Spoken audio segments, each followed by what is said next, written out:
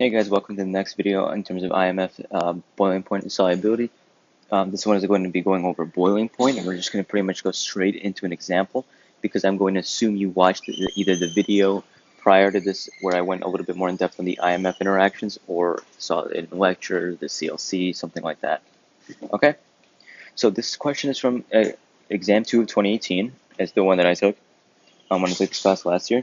And so it asks us to rank the following compounds in terms of increasing boiling point. Okay, so increasing boiling point. So quickly to go over the factors that increase boiling point, the stronger your IMF interactions are, the higher your boiling point will be.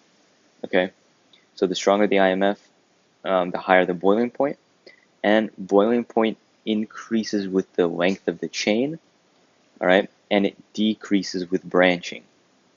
Okay, so let's figure this out. Looking at 1, 2, 3, and 4, 1 and 2 are just alkanes, differing by one is a longer chain, one is branching.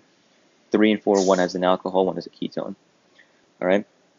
So we know that 3 and 4 are definitely going to have some sort of dipole interaction, right, or maybe hydrogen bonding.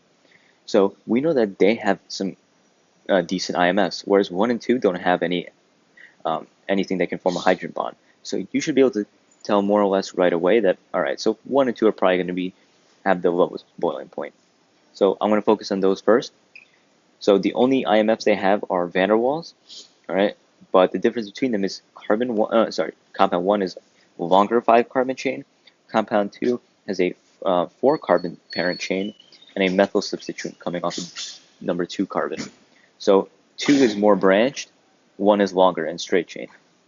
So remember that the more branching is going to decrease our boiling point.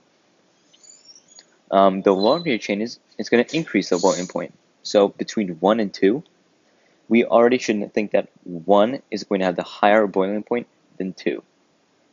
Okay? So 1 is going to have a higher boiling point than 2. So we can cross out anything that doesn't have that. All right? And we know they're on the lower end, so we know it had to be in the last two positions. So we got that taken care of. Now let's look at 3 and 4. All right? So when we're talking about boiling point, we are not assuming it's in water unless you're told. So that means this is a solution of whatever your compound is. So let's look at compound 3 as OH. We have London dispersion. The OH creates a dipole. And if I drew another one of these molecules, right there, right, we can form a hydrogen bond right here. The O to the H. This is partially positive, partially negative. So we have a this molecule is a hydrogen bond donor in this situation. Sorry, an acceptor. This is the donor.